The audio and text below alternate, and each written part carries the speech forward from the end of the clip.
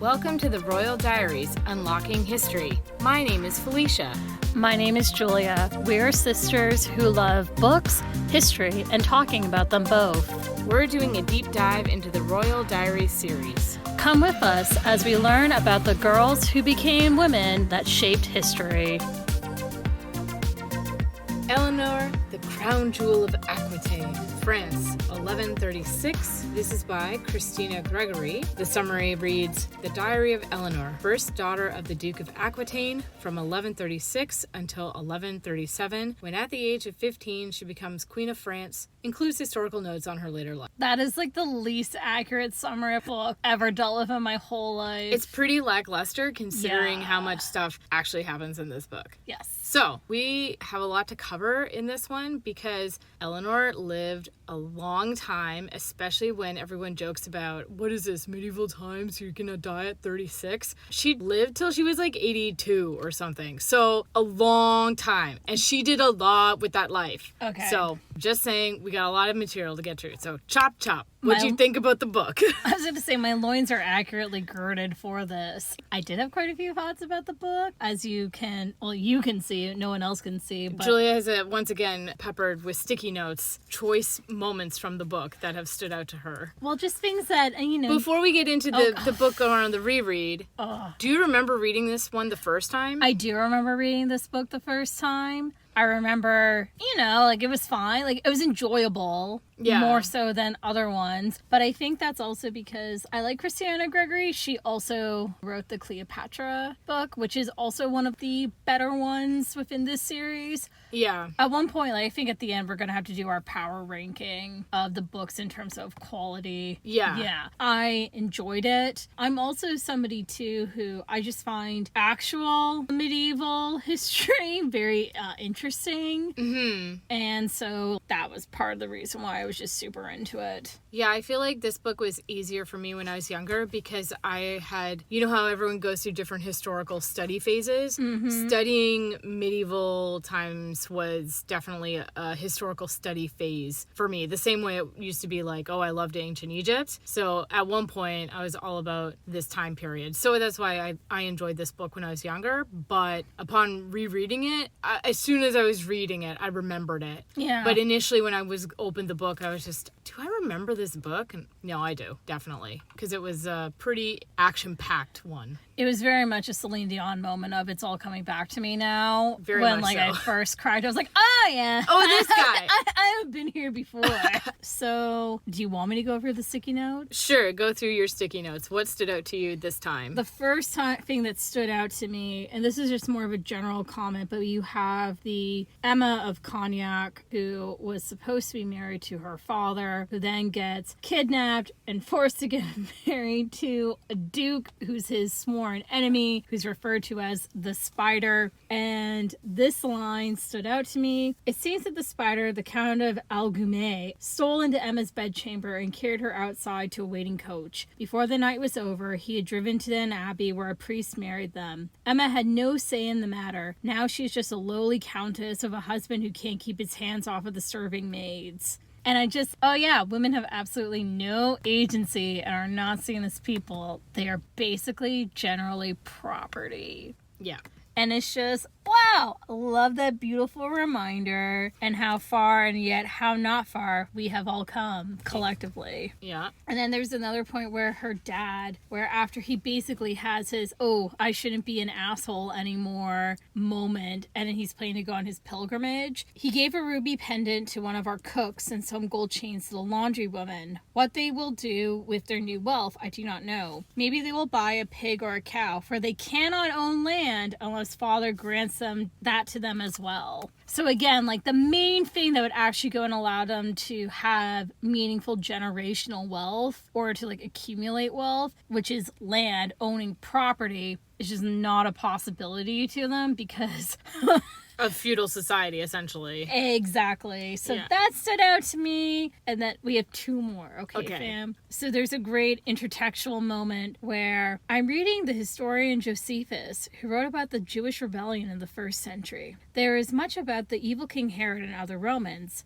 Very interesting, but I am slow translating. It will take months for me to finish this book. The only romance so far is about Cleopatra the Seventh. Josephus says that Mark Antony was, quote, a slave to his passion for her. I wonder if that is how Sir Lancelot felt about Guinevere. I hope the man I marry feels this way towards me, underlined. And it's just... like, you know, like there's just sometimes when an author is like, I don't know Christina Gregory, I don't know anything about her, but I wanted to, like, she was like, just for a moment, like, I'm just gonna do it, I'm gonna go for it, She's gonna wink wink. Exactly. Nice. I love that moment. The final thing, which I didn't make a sticky note because it's just a thought that stands out to me no matter what, is how literacy and access, though, in this text, because women had varying degrees of literacy depending on, even if you're a noble woman, didn't necessarily mean that you would be literate. Mm-hmm. But the thing is, though, is about how just this idea of having access or the privilege towards knowledge, and how that is just, it's there, but it's also just totally not unpacked within this book. I had a moment with that. It was interesting. Eleanor has a very different childhood. You know, it's, oh, well, obviously she's a quote-unquote a princess or a woman of means. Mm-hmm. So obviously her life isn't like anybody else's. But even of her time, Eleanor's childhood and Eleanor herself was not a woman of her time. She was not the average person. She was not, even among the elite. Yep. So that's what makes her such a dynamic type of person to study. Because when we think about people who are outlaws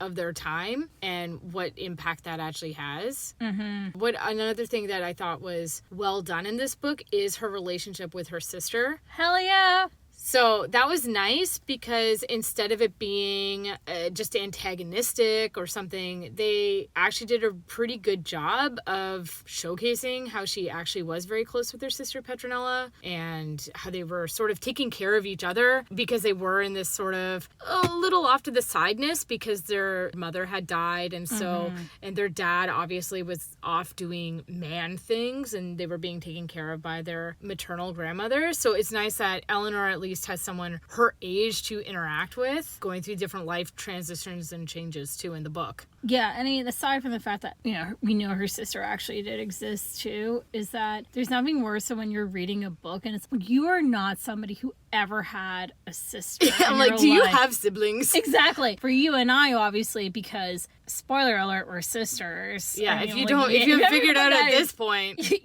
wow. We are not plants. The whole thing is that being a sister, having a sibling, it does go and bring out a certain dynamic, and I think that Gregory really was good about it, even from the Petra going and reading Eleanor's diary when she knew she wasn't supposed to but did it, and then Eleanor would be like, I'm not gonna be like my sister, but I really want to, and I'm gonna go and, like, when she leaves it open, I'll at least read those pages to, I think she's copying my dress, but at the same time though, the idea of being like, oh no, I'll be completely alone, I'll never see my sister again, then the euphoric joy of, oh, we actually are gonna go to Paris together. I agree with you. She did a really good job of showing that push-pull of rivalry, but still they're best friends. Mm-hmm. So, anyways, more about Petra, as we call her for short, in the when we get into her bio. I was gonna say Petra was the person who intrigued me a lot, but anyways, the book's good. I will say that it had the appropriate levels of fashion moments. Yeah. I would say this book had a lot of fashion moments and a lot of food moments. A lot of fashion moments. Good fashion moments. Even if she wanted to get into more detail about the fashion and the looks, I would have been down for it. Mm-hmm. Let's just be honest. Medieval costume representation is really inadequate. Yes. And I just really need good medieval costume representation in my life. Yeah. Besides just like Pillars of the Earth or whatever. Yeah, clothes in the medieval period are deeply underrated in my considered opinion. 100%. Yeah. Especially because like that's when trade was really opening up, when you had like silks from the East and all this other stuff coming in, and just it's beautiful. Okay, enough about fashion. Okay. Let's talk about Eleanor. So Eleanor is a queen of myth and legend. If we were playing a medieval word association game, probably anything you would list, it probably would connect back to some element of Eleanor's life in one way or another. So we know a lot of major plot points of her life, but sometimes the actual details of those times are not necessarily known or agreed upon by historians. So something like even when Eleanor's actual birth date is unknown, and that's even shown in the book where she even says, around-ish this time of year is my birthday. Which is like, on one hand, I understand why it's, we can't go and like dedicate this specific day. Oh, we like forgot when like she's born. Excuse you, but come on. Yeah, so anyways, but the point is that trying to mainly make the focus on Eleanor, because when I was really trying to think about how am I going to approach her, I realized that doing a straight bio is probably the best way to do it. Because like I said before, she lived a really long time and a lot of stuff happened in her life. And also, if you want a crash course into the high Middle Ages in Europe, Eleanor's a great subject because you will learn about nation building, geopolitical conflicts, religious impacts, crusades, the changing roles of women, arts, culture, and more. Ooh. So, there's a lot to cover. Enough preamble. Let's meet Eleanor. Okay.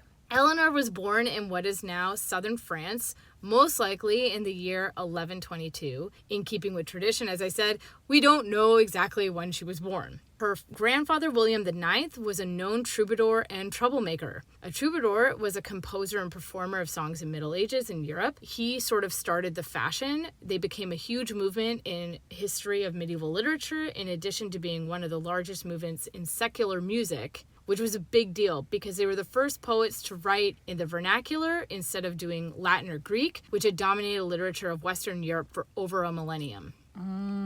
The text of the troubadour mainly dealt with chivalry and courtly love. Many songs addressed a married lover, perhaps due to the prevalence of arranged marriages at the time. In popular culture, they're associated with the notion of romantic love. They were the first poets in the West to address the idea of love between a man and a woman as a topic being worthy of decoration and high art. Many of the aspects of romantic love have retained the enduring enchantment and dominance in Western culture, but its influence shouldn't be seen as unequivocally positive. Questions of selfish individualism, moral relativism, and social destabilization were also included when we look at this element of cultural shift. I just want to say that the cover of this book really does go and have a lot of those tropes, because we have her, first of all, holding the book, which I vividly remember younger versions of us talking about how we liked this book by virtue of the fact that she was holding a book. Yeah, we actually got to see her holding her diary. Yeah. And there's a beautiful castle in the background, and there's a knight on a horseback behind her. So deeply courtly love. We were also really into First Night, by the way,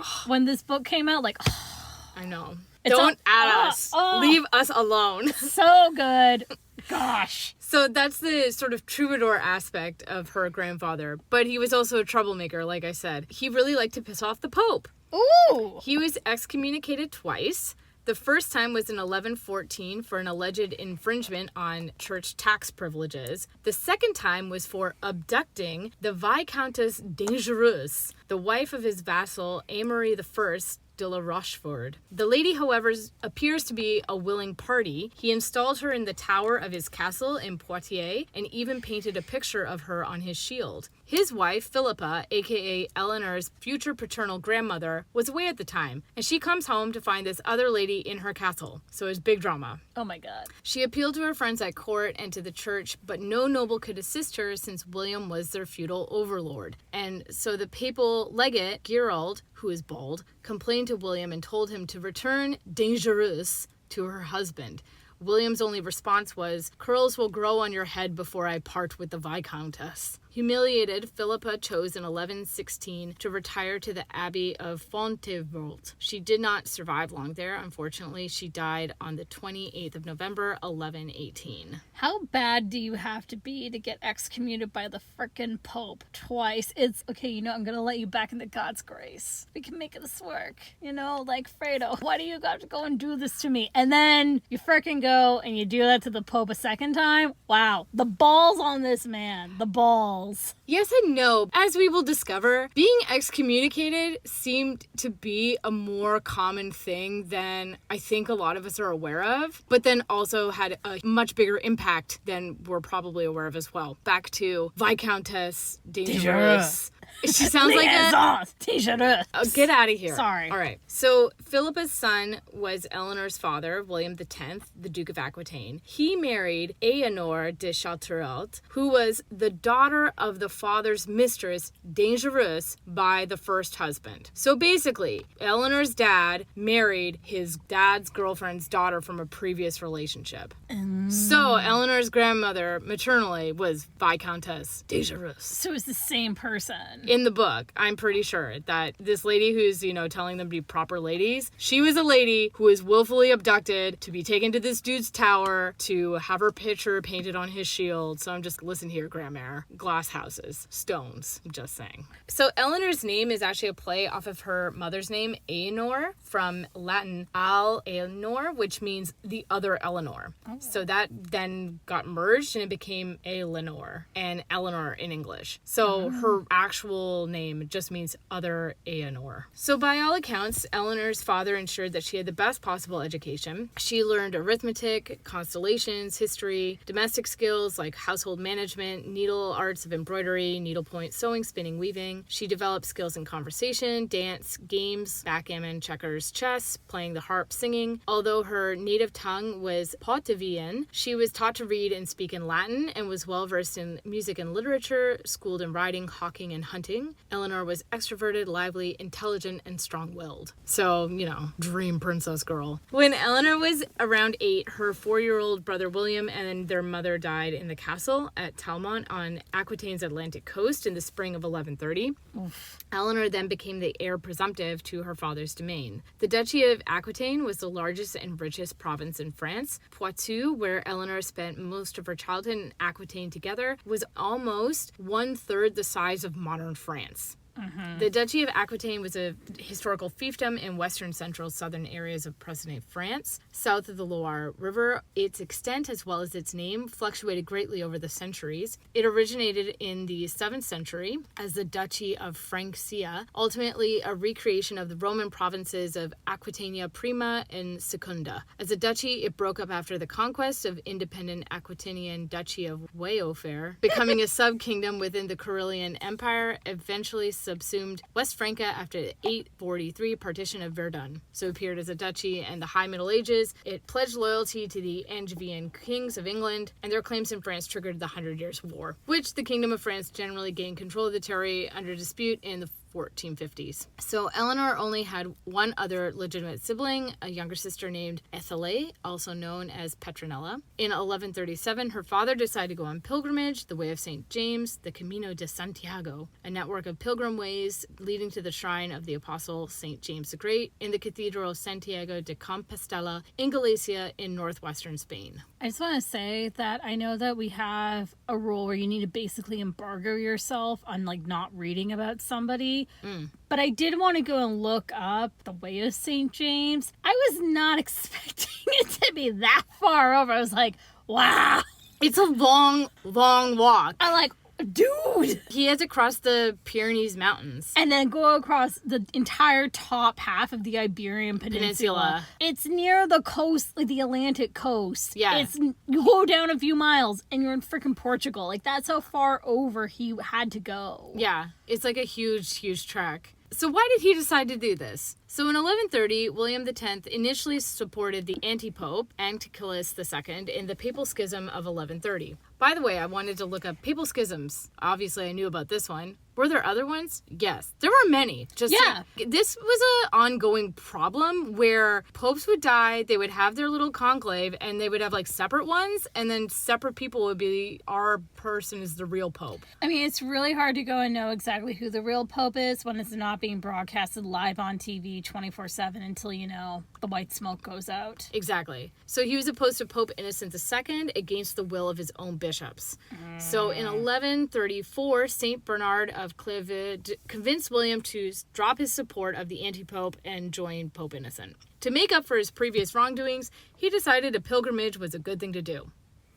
It wasn't, because he died on Good Friday in 1137, when he was almost at his destination. There is something a little bit poetic, though, that he died on on a pilgrimage, trying to, atone for sins on the day that Jesus died to atone for sins. And then he got, carried in, at least according to the book, carried into the cathedral. Yeah, his companions tried to make sure he, made it there. Because he was literally on the doorstep. What a bummer. But apparently he ate some bad fish. Yeah. And it just didn't agree with him. But either way, he died, and that is poetic cinema right there. And I think that's where Eleanor's story lends itself so well to dramatic art. Yeah, she got it from her father. She got it from her grandfather. Yeah, Being extra. They're the people who are always trying to find the good light. Yeah.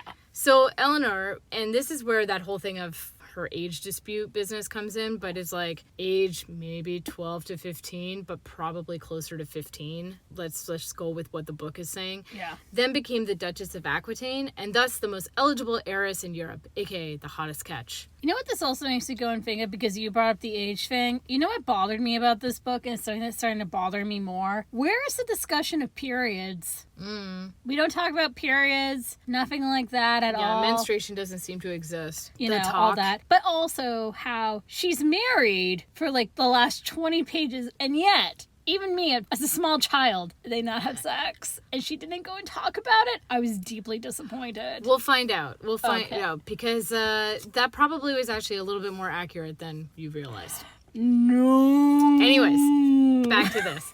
So since kidnapping an heiress and forcing them to marry you was an easy way to gain a title, Eleanor's dad made sure to appoint a guardian who would lead to a favorable alliance. He decided that King Louis VI, known as Fat Louis, very rude by the way, should take care of the land and the Duchess and find her a suitable husband. However, until a husband was found, the king had legal right to Eleanor's land. The Duke also insisted to his companions that his death be kept a secret until Louis was informed. So it's a little suspect that it was actually written in his will, or if Louis's plot to get the biggest part of France, because he didn't have that, even though he was the king of France. Yeah. Side note, king of the Franks versus king of France. What's the difference? AKA, you're in charge of the northern part where the Franks are originally. Yeah. France as one nation did not exist, so you really can't rule over it. It's more about ruling the people than the land, especially as nations are being invaded back and forth. When Louis ascended the throne, the Kingdom of France was a collection of feudal principalities. Beyond the Ile-de-France, the French kings had little authority over the duke and counts of the realms, but slowly he began to change this and assert the Capetian power. This process would take 2 centuries, but it began underneath this Louis. This is the House of Capet, which basically lasted until RIP to Marie Antoinette and Louis XVI.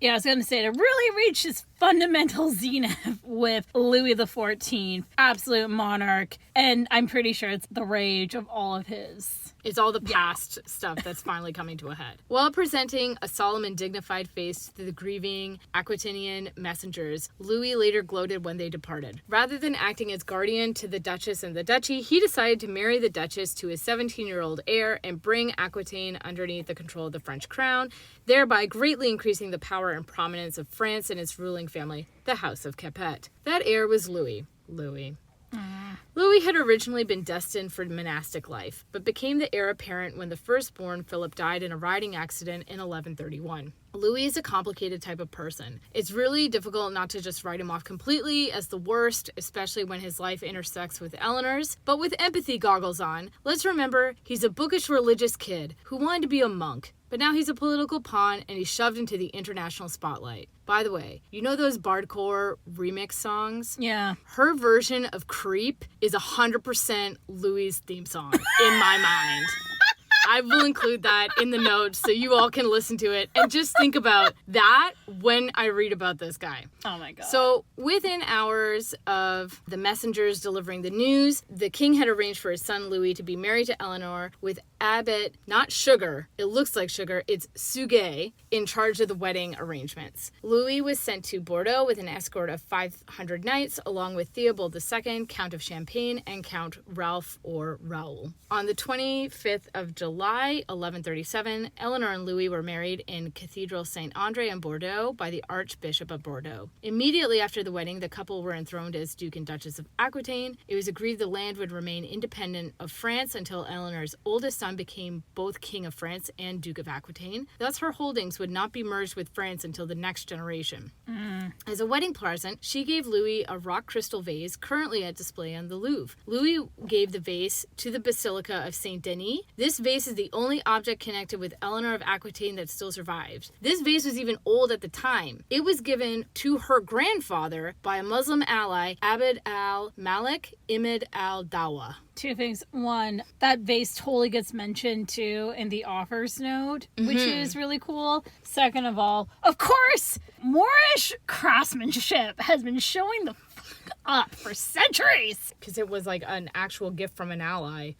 So more about that story would be kind of cool to dive into. So while Eleanor and Louis were touring their new Provence in August, they received word that Louis VI had died and now they were King and Queen of France. Ooh. Eleanor was 15, Louis was 17, very Marie Antoinette and Louis XVI. And they went quickly north and were anointed and crowned King and Queen of France on Christmas Day in 1137. Two things. One, I do think it is interesting how in the book, because he died of dysentery, and they describe how he had his people go and basically put ashes on the floor in the shape of a cross so he could die in the cross. A very beautiful imagery, regardless of what you think of it. But at the same time, though, wow, could you imagine being on your honeymoon and also it's like, so your dad died and you're the king? That would be a major buzzkill. It would be a lot, especially if you were already feeling the pressure the way Louis kind of was. Possessing a high-spirited nature, Eleanor wasn't popular with the staid northerners. According to sources, Louis's mother, Adelaide of Maurienne, thought her flighty and a bad influence. She was not aided by memories of Constance of Airles, the provincial wife of Robert II, tales of whose immodest dress and language were told with horror. She wore makeup and wore bright colors. The scandal. But that's interesting, though, because, I mean, when I was younger and I read this book, I didn't pick up on it, but now being an adult, where it's like, you have, like, a weird accent, or, you know, you're so different, or, you know, like, you'd wear weird clothes, and now I'm, listen, it's not a red flag, but it is one of those things of anybody who just wants to needlessly critique you probably is not going to be willing to accept you. Yeah, and that's Louis, like, not really knowing how to respond to the fact that, yeah, she's not a carbon copy of every other woman that you've met previously. Also, he hadn't met a lot of women, because you remember, he was living with monks for a long time. Eleanor's conduct was repeatedly criticized by church elders, particularly Abbot Suger, as undignified. He was sort of the mentor to Louis. Eleanor and Louis had a very confusing relationship. Louis was still very pious. He wanted to be a monk. But his new wife was hot, and he wanted to make her happy. Hence, imagine creep in bardcore.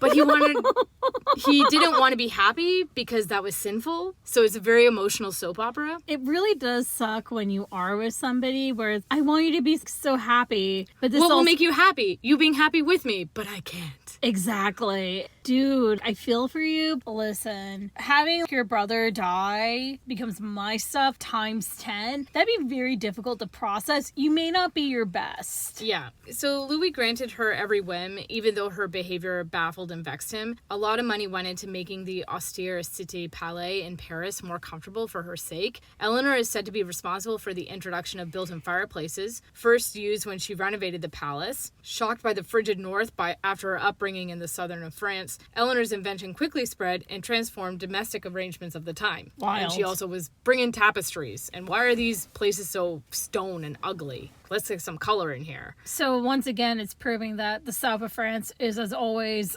the epicenter of French culture, or what we now consider to be French culture. At least at this point, for sure. So their first years as rulers were fraught with power struggles by their own vassals, the powerful Count Theobald of Champagne for one, and the Pope in Rome the other. Louis, still young and unrestrained, made a series of military and diplomatic blunders that sent him at odds with the Pope and several of those lords. There was also family drama. So Eleanor's sister, Petronella, wanted to marry Count Ralph, or Count Raoul, and he is the hot older man in her life. Petronella was probably around 16, and Count Ralph was at least 30, but they were really into each other. The only problem was Count Ralph was already married to the sister of Count Theobald of Champagne, who is already giving us some trouble. Yep. But they decided to hell with it and got married and were excommunicated by the Pope. You know what? Sometimes It's like worth it. It's the only power play that the Pope has at this point.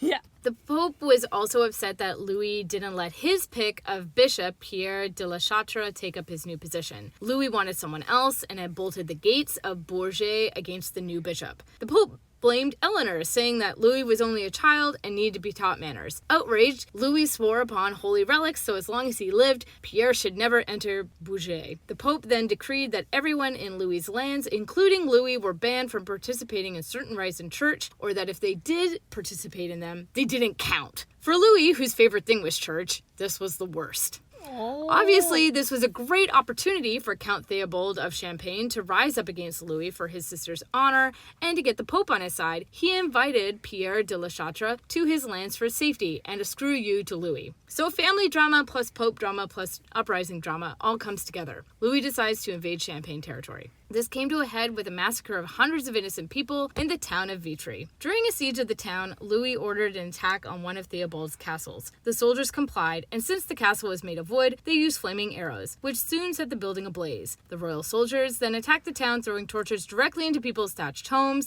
causing them to run screaming into a nearby cathedral. The wind caused the fires to spread, catching hold of the roof. It caved in. By estimates, 1,000 to 1,500 civilians were killed. It was not a good look. Every time they make a Robin Hood movie, they burn our village to the ground. Leave us alone, Mel Brooks. Get out of here. So Eleanor...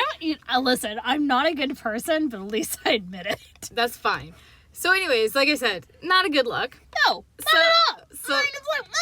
So Louis not doing a great job there. So Eleanor decides to take matters into her own hands and demand Bernard de la Chèvre, a church elder, to use his influence with the Pope to get her sister and new brother-in-law unexcommunicated and to lift this ban that was put on everyone having no rights, essentially. Yeah. Side note, like I said, when we hear something like excommunication, depending on our religious involvement or understanding, we might just shrug it off. However, especially at this time, it was really like you were the Walking Dead. The excommunicated person is basically considered an exile from the church and non-existent, for a time at least, in the sight of ecclesiastical authority. The church regards the excommunicated person as having the status of a stranger. Considering the church was central not only to your spiritual life, but how you lived your day-to-day life, mass, feast, fasting, communion, all the rituals of daily life, you were just erased from them. Oof. That's why the Pope giving out excommunications left and right, that's the only real way he's able to wield power towards these mortal people who essentially are at the very, very top of the food chain, but spiritually he's got them by the short ones. Yes. So, but Bernard said no to Eleanor's request and basically blamed all the problems on Eleanor not doing her job as a wife and queen because she didn't shut up and make a baby.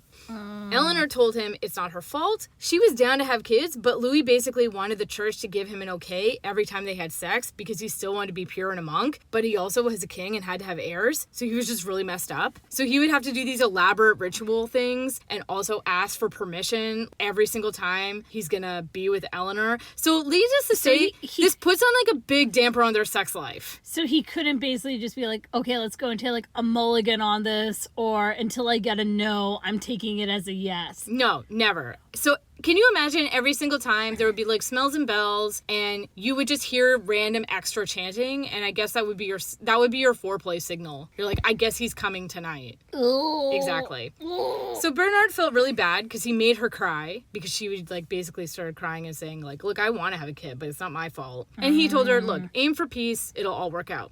It did. Once Theobald's provinces were returned and Pierre de la Châtre was installed as Archbishop in Bourges in April of 1145, Eleanor gave birth to her first child, but it was a daughter, Marie. Of course. But at least she had a daughter, so it was something. But for Louis, even after everything was restored, he still felt like garbage, because he kind of was. And because he basically killed a bunch of innocent people who were at a church for safety. So when the Pope called for a crusade in 1145, that was the cure for what ailed him.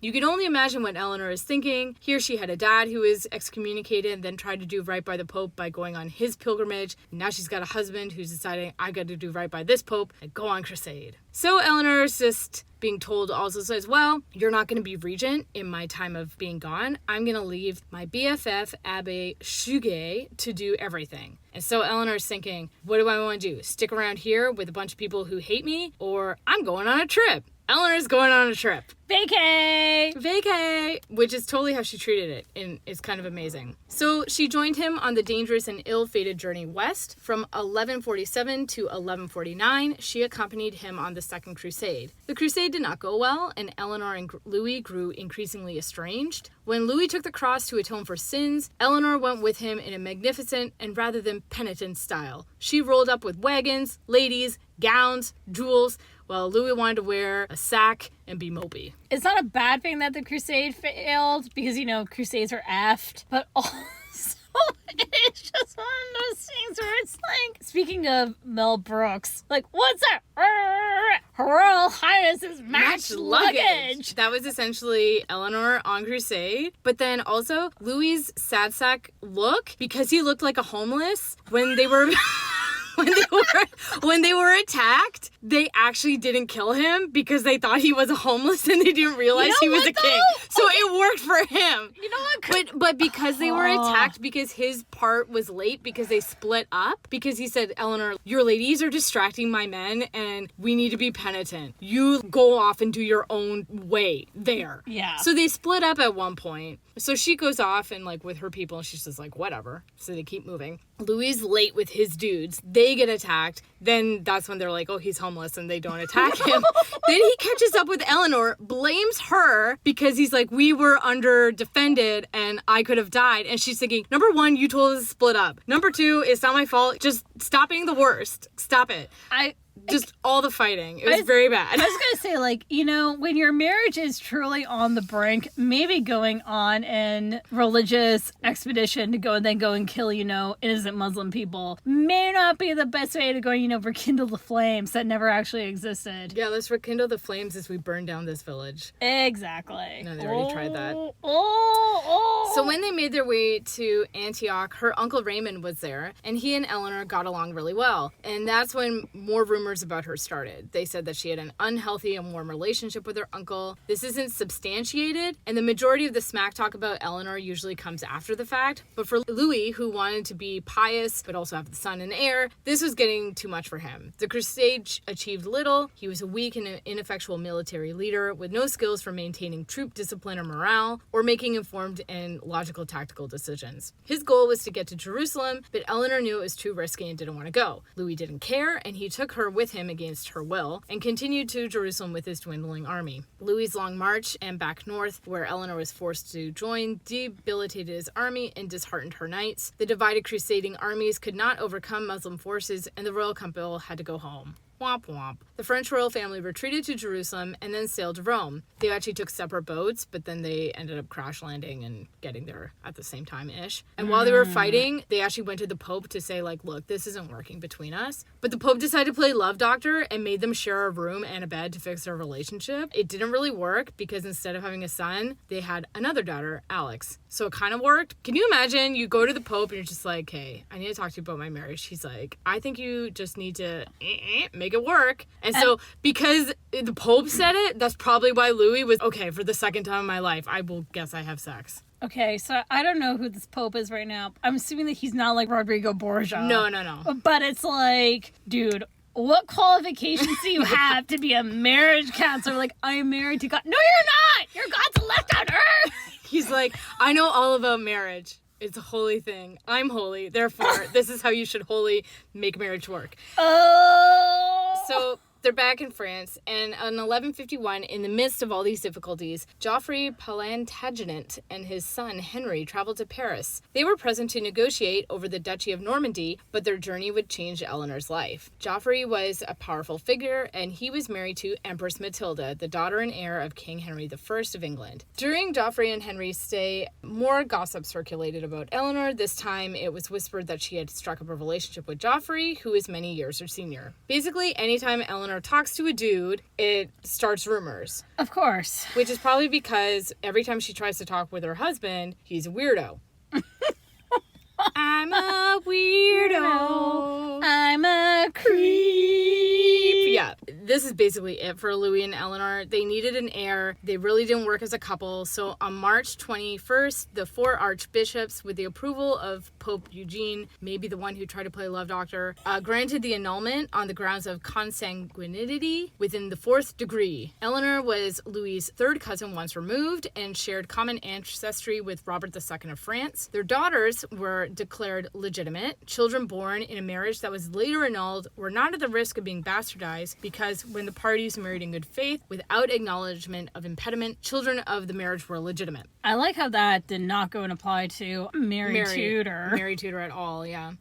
Custody of them was awarded to Louis, and Archbishop Sampson received assurances from Louis that Eleanor's lands would be restored to her. So Eleanor is in her mid to late 20s, and she's a hot divorcee, which meant she was a prime target for kidnapping. As Eleanor traveled back home to Poitiers, 2 lords, Theobald V, Count of Blois, and Geoffrey, Count of Nantes, the brother of Henry II, tried to kidnap and marry her to claim lands. Ooh. As soon as she arrived in Poitiers, Eleanor sent envoys to Henry, Duke of Normandy and future King of England, to ask him to come at once and marry her.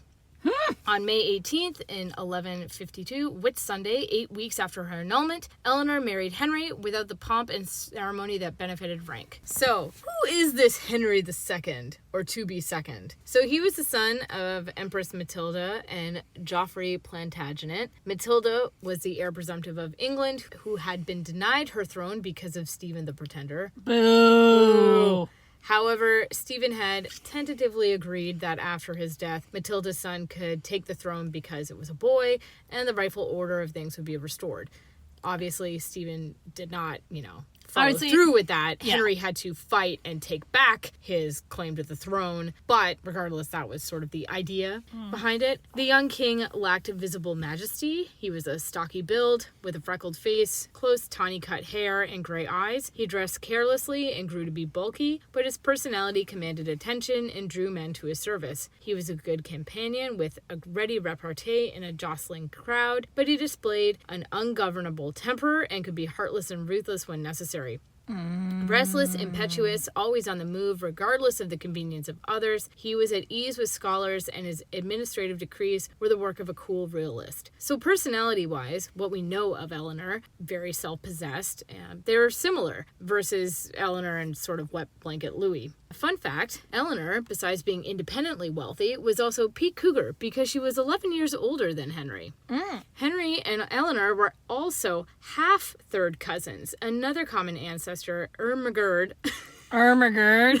Ermengarde. But it's Ermengarde. It's Ermengarde of Anjou. So she was actually more closely related to Henry than her first husband when they said, oh, we're too closely related, that's why we should get split up. And everyone knew that they were too closely related, by the way, in both instances, but it just worked. Yeah. We'll make it work. That was the attitude until it didn't work. And then, oh, but how convenient. This is such a great excuse. Truly the ultimate get out of jail field card. Exactly. A contemporary Norman scholar, Robert de Tournier, confessed himself uncertain whether the marriage was a sudden impulse or careful premeditation. Alison Weir suspects that Eleanor and Henry had been plotting since they met in Paris the previous summer, and that Eleanor had deliberately encouraged the annulment for her marriage to Louis. Either way, when Henry succeeded to the throne of England in 1154, the effect was the rulers of England domain in France stretching from the English Channel to the Pyrenees and covered 10 times as much as the French kings themselves possessed. Oof. The consequences of the subsequent history of English ambitions in France were profound. Unlike her relationship with Louis, Eleanor had no trouble creating a brood to ensure the lines of kings. She and Henry had 8 children in a span of 13 years, Oof. 7 of whom reached adulthood. Their first child, William, died young. Their other children, 4 boys and 3 girls, went on to make good matches. 3 of those boys, Henry the Young King, Richard the Lionheart, and John Lackland, all became kings of England. The extent of Eleanor's role in Henry's role is largely unknown, although it seems unlikely that a woman of her reputed energy and education would have just been nobody without influence. At the outset, Henry generally left her alone when it came to Aquitaine, but he did not share power when it came to Normandy or England. What he eventually would do was deputize her when he was absent, but then her role would be close to being nominal. Giving her extensive travel throughout England, perhaps he did rely on her intelligence gathering and being a trusted eye on the domain.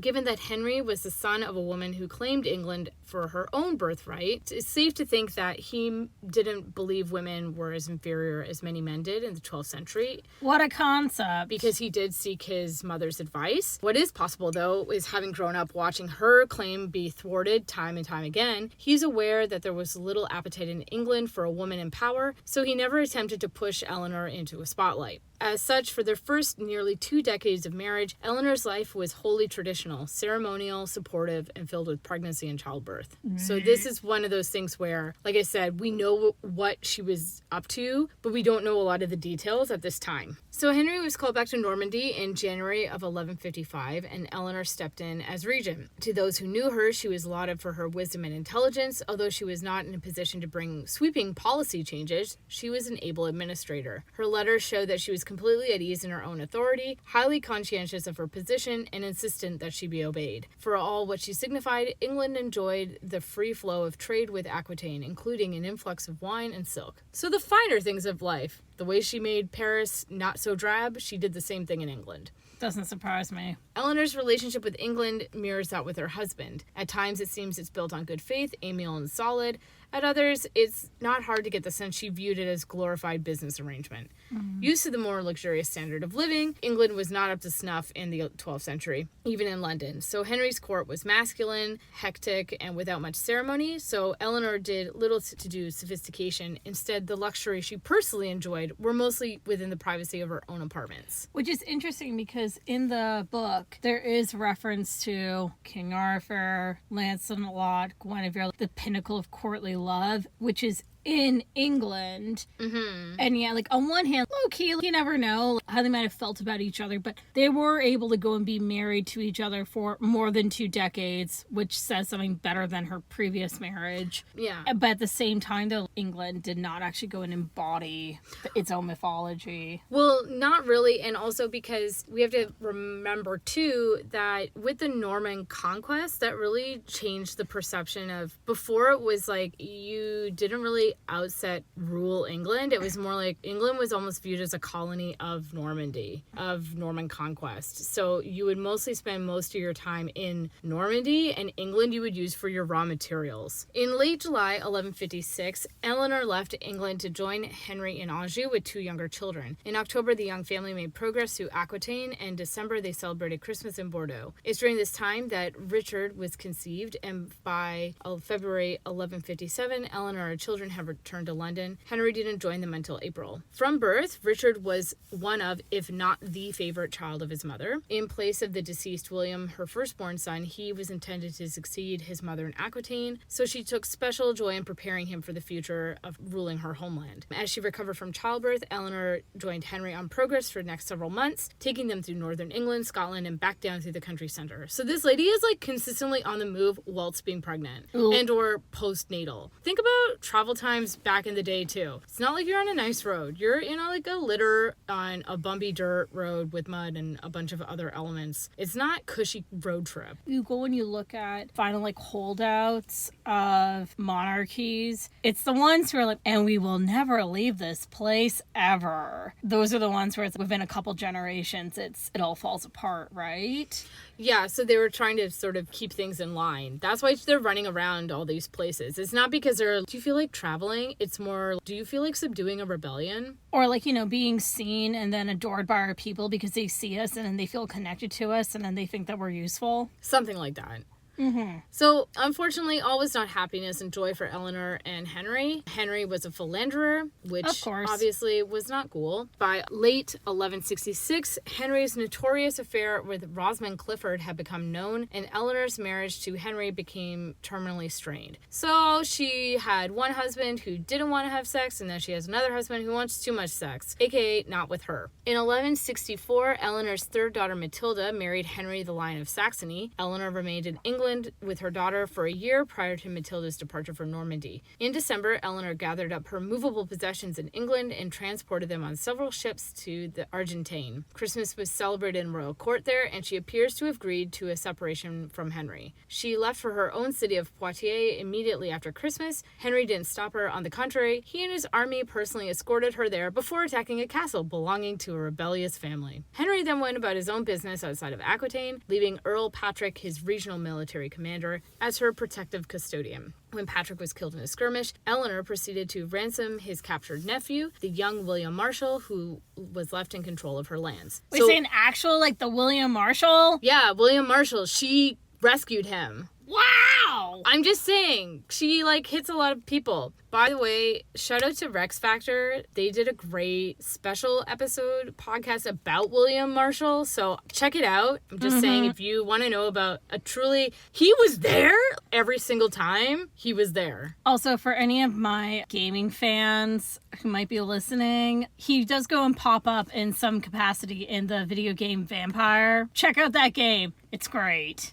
So 1168 was a crescendo year for Eleanor. At the age of 46, she decided she had no interest in resuming position as Henry's day-to-day wife. Instead, she intended to remain apart from him, living in Poitiers and overseeing her own court. What Henry had viewed as a temporary fix became permanent. There could be a number of reasons for this, but we can only speculate. She may have reached menopause, and therefore she already had enough children. There were 7 living ones. She had done her job. Past childbirth and older, she may have decided she wished to live out remaining years among her own people, in her own lands, away from a country that felt foreign. While there isn't evidence that the split was nominal, was acrimonious, but we can be certain it was Eleanor's choice based off of the confirmation of her contemporaries. So it was Eleanor who decided, okay, we're done. The decision did not mean she abdicated her responsibilities. She was still an active mother with her offspring. Her French daughter's another story. But she occasionally served as Henry's deputy in Normandy and Anjou as needed. Relations between her and her husband would eventually sour violently, but we can be safe to assume that the turn of events went down early in 1170s, was separate, apart from the marriage. It was romantically over. So they're not cats and dogs fighting yet, but they're just, we live separate lives now, and we're happy. I'm sure that the Pope is definitely happy to double excommunicate people as demonstrated. But he's I can't annul 2 marriages, lady. Exactly. Also, it's really hard to annul 2 marriages after you've had 7 of your children survived into adulthood. And more importantly, boys. Boys too. Yeah. So Eleanor's time as mistress of her own lands established the legend of the Court of Love, where she is reputed to have encouraged the culture of chivalry among her courtiers and far-reaching influence on literature, poetry, folklore. While some of the facts of the court remain in dispute amidst centuries of myth and legend, it seems Eleanor, possibly accompanied by her daughter Marie, did establish a court that was focused on courtly love and symbolic ritual, taken up by troubadours and through song and poetry. The ideas contained within courtly love, ideas about how a knight or a suitor should behave toward the object of his desire, had been in existence before she moved there. They were part of the general move towards a more mannered, less chaotic society that would take hold throughout the 12th century, with the overall stress being placed on virtue and nobility. There have been talks of court of love before her, the idea of noble women pronouncing over affairs of the heart when it came to dealing with their husbands. So Eleanor can't be credited with the first person to be promoting these ideas. There's little evidence about her personally advancing the concept, but whatever extent it existed, it didn't survive later on with her capture and imprisonment when she was removed from any position of power and influence for the next 16 years.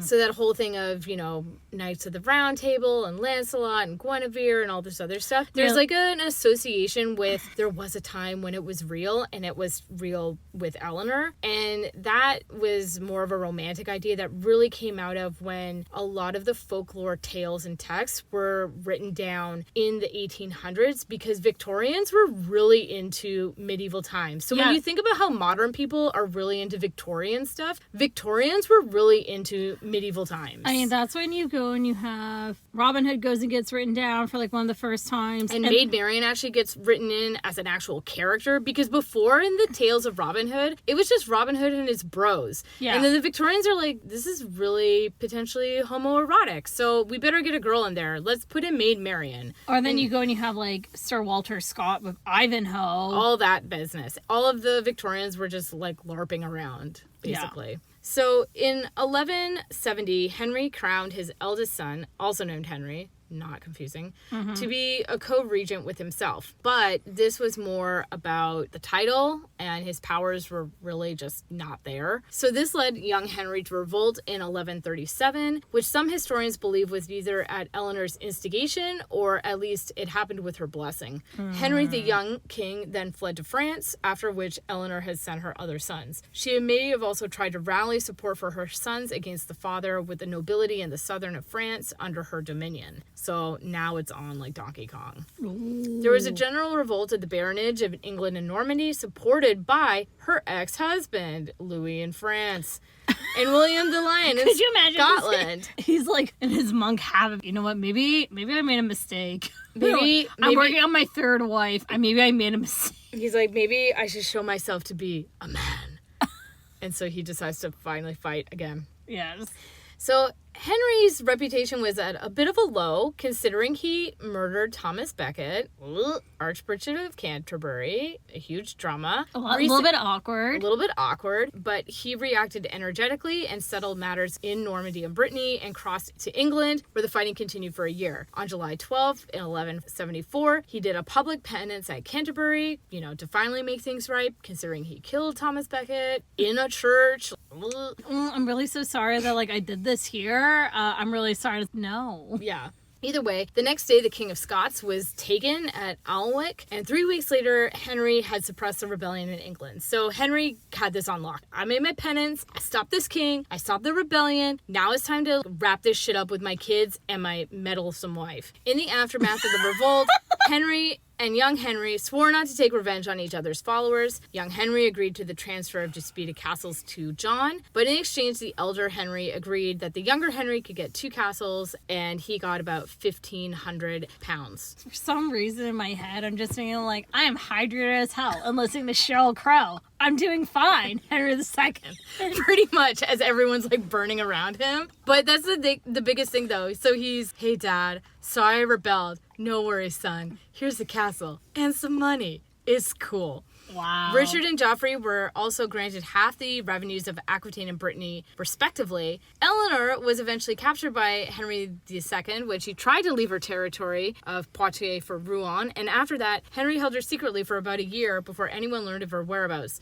So basically, Henry recognized her influence and threat more than all the sons, because they were all basically forgiven and told, boys will be boys, but not Eleanor. Well, the answer is in that. They're boys. Exactly. Boys can be forgiven for everything. And it's when they're riving up. It's okay, son. I've seen Succession, Felicia. I know how this works. I mean, Succession just rips off this whole story, let's be honest. Oh my god, please make a PowerPoint about the characters. Historical figure? Yes, in this TED Talk. So Henry brought Eleanor out of France to England in July of 1147. She spent the next 16 years shuttled between various castles and strongholds in England, suspected of agitating against her husband's interests. So she was always creating trouble regardless. So Henry began displaying his great love and favorite Rosamond in 1174. Even though he had publicly favored her, it was thought maybe this was an instigating Eleanor into requesting a divorce. Eleanor wouldn't take the bait. It's later said that Eleanor was, again, one of these rumors that Eleanor played a role in the death of Rosamond. But with most of these rumors, it's usually not true, and it's just Eleanor's a bad queen slander pile. And that whole thing with Eleanor poisoning fair Rosamond, who's such an innocent, etc., that was immortalized in a lot of art in the Victorian era when they were all about medieval times art. So didn't that also happen in The Lion in Winter, or am I misremembering? Well, they mention it, did you kill her? She's like, no, I didn't kill her, but I wouldn't have stopped it if it happened. Katharine Hepburn, Lion in Winter, amazing. I mean, she does a great job considering Katharine Hepburn's all over that place. She does Katharine Hepburn all over. But if there was a historical figure that I feel is very much like an Eleanor of Aquitaine, someone who doesn't play by the rules of their time and just does their own thing, a good connection there. Yeah. So Eleanor's sons continued to attack her husband. Henry the young king again tried to overthrow his father. this time in an area that was previously under Eleanor's control, but he failed and died that summer in 1183 of dysentery. On Saturday, when the young king realized he was dying, he was overcome with remorse for his sins, and when his father's ring was sent to him, he begged that his father would show mercy on his mother, and his companions would plead for Henry to set her free. Henry sent Thomas of Ely, Archdeacon of Wells, to break the news to Eleanor at Sarum. Eleanor repeatedly had a dream that she foresaw her son's death, and in 1139 she told Pope Celestine III that she was tortured by this memory. Oof. Philip II of France, aka her ex-husband's son, so Louis was successful in making a son. Congrats to him. Yeah. Claimed that certain properties in Normandy belonged to his half-sister Margaret, the widow of young Henry, but Henry II insisted that they once belonged to Eleanor and would revert to her upon the son's death. For this reason, Henry summoned Eleanor to Normandy the late summer of 1183, and she would stay there for 6 months. So beginning at this time, there was greater freedom for the still supervised Eleanor. She went back to England probably in 1184. The next few years, she traveled around with her husband, but she was still under sort of watch, so she wasn't really free. With his eldest son dead, Henry rearranged plans of succession. So Richard was going to be king of England without actual power until the death of the father, so he's basically just shuffling everyone over. Joffrey would retain Brittany, and Henry's favorite son, John, would become Duke of Aquitaine in place of Richard. But Richard didn't want to give up Aquitaine. He was deeply attached to it, and didn't want to exchange this role for the meaningless one of being junior king of England. Henry was furious and ordered that John and Joffrey march south and retake it by force. This is how this family just... I was gonna say, like, this is a mess. Yeah. The short war ended in stalemate, and there was a tense family reconciliation in Westminster in England in the end of 1184. Henry finally got his own way by bringing Eleanor to Normandy. He told her to tell Richard to obey the father. So basically, Eleanor, tell your son that he has to listen to me. Richard, listen to your father.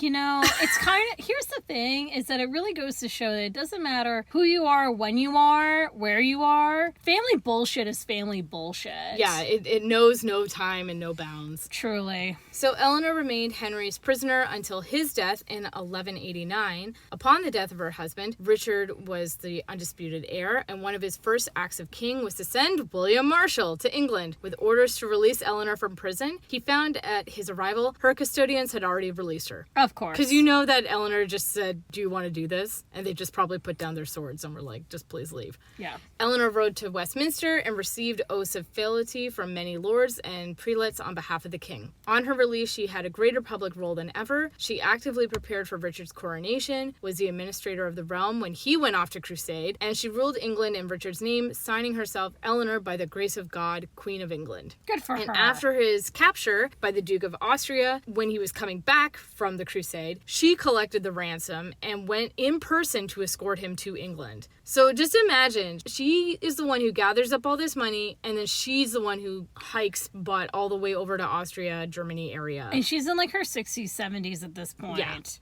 Yeah. Wow. During Richard's absence, she succeeded in keeping his kingdom intact and thwarted the intrigues of his brother John and Philip Augustus II, King of France. Which is why I'm really upset, because even though the Disney Robin Hood movie is one of my favorites, we see John being whiny piss baby because, you know, mother always did like Richard best. Eleanor is there. She should be in that movie as a lioness running the show. Also, too, is that I always felt a little bit low-key bad for John, even when watching the Disney Robin Hood, because I'm like, you know what? It does suck when the older one just like bumps off and is like, I could rule this kingdom, but I've decided I want to do a holy war instead. Bye! And then I'm left with everybody being angry because why are taxes so high? Well, because he had to go and pay for this stupid holy war. Do you think a peasant understands that? No. They just see me and they collecting get mad the at taxes. Me, the younger sibling. Throwing tomatoes. Exactly. So I do feel bad for John. John gets a bad rap. He does get a bad rap. Comes from the Magna Carta, him being like quote unquote weak king. But if you're like a normal person, the Magna Carta is amazing. Also, he went and he recognized Wales as something at least somewhat legitimate by marrying one of his daughters to the frickin' Prince of Wales. This has been a John Lackland apologetist moment.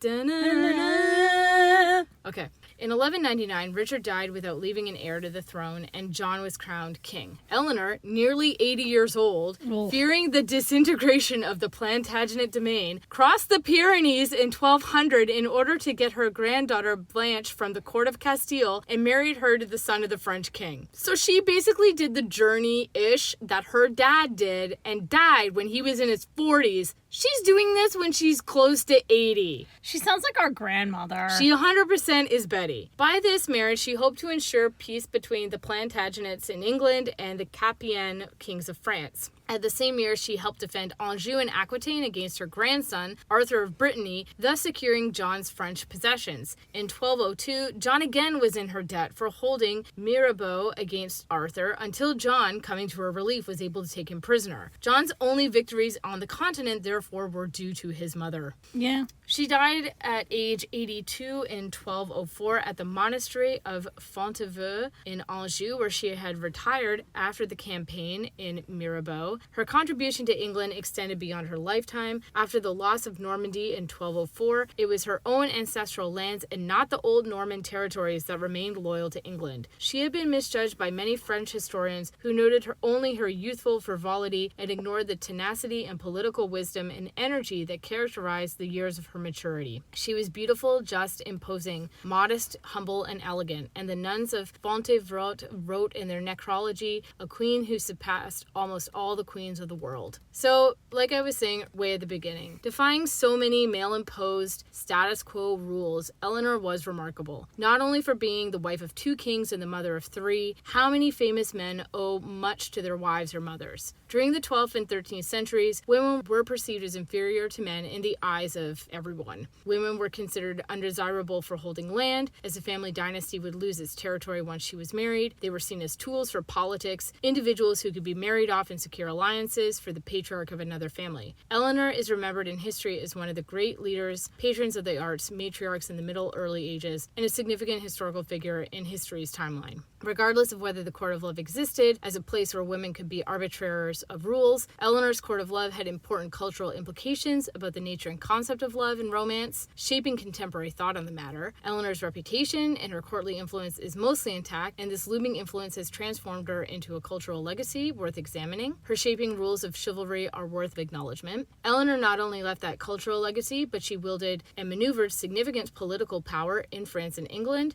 She defined herself as no ordinary queen, but was one of the strongest and wisest leaders of her time. And when she married Louis, the King of France, she learned the ways of politics and navigated herself through a royal court. When she married Henry, she was able to own her own land, spanning from Spain all the way to Scotland. No queen ordinarily presided over such land, but Eleanor's duties became more than simply public appearances. She dignified herself as a wise leader, assisted in administration and strategy, ruling the empire for herself and her sons. Although she didn't rule a kingdom in her own right, she wielded more influence than many other monarchs and demonstrated courage and despite misogynistic forces of the church of society. Her influence on the 12th century and culture exceeded that of any other woman of her time. Her skills and wisdom made her one of the most revered figures of her time. Powerful men often came to her and sought her for help when her sons were absent or too stubborn to listen to advisors. A true working woman of the medieval world, some modern historians criticize queens such as Eleanor of Aquitaine for their lack of involvement with their offspring, but this early theorizing doesn't hold water, giving her advocacy for them. She brought them with her many times with her traveling, and she was there with them even when they kept screwing up. Yep. So by the time of her death, she was acknowledged as one of the most impressive women of medieval history, defying that traditional role of queens, and distinguished herself as a figure worth admiring. Dang. The thing for me is that because I've read Sharon K. Penman's Plantagenet series, and I've read her Welsh Princess series, and Eleanor is definitely not a minor figure in those books. So I knew of her, but it's also been a very long time since I've read all those books. I just need to make a shameless Sharon K. Penman plug. Well, and also they're historical fiction. So when you read something, historical fiction is wonderful because it's a great way to make someone seem like a real person, not just like a bunch bunch of facts and figures. But when you actually just go through the facts and figures of Eleanor's life, she's a very impressive person that shows, even if we don't know what does she say about this or how does she feel about this, you can tell through her actions, they speak very, very loud and clear about who she was as a person and how she saw herself as a independent ruler. Yeah, and this is something like we've said before too, is that like so many of these women who they're not supposed to be remembered in any meaningful capacity, and yet they are. And so what does that really go and say about like the type of contribution that they really made then? Well, and let's be honest, Eleanor really becomes like the template of a ruling queen. Which most historical queens, like you said, they're there, then they go. Yep. But she is one of those ones that upon re-examination, she sets the bar pretty high. And also, like, she went and she had a meaningful shape and impact on history, too. 100%. Yeah, and not just because of who she gave birth to, but who did she support, actions that she took, the lands that she brought, the wealth, etc. Yeah, and who she was as a person and what she championed. Yeah. So, lots of Eleanor. So much Eleanor. Follow us for more research, fun facts, soundtracks, and aesthetic posts. You can find us on Facebook, Instagram, Tumblr, and Twitter at Royal Diaries Pod.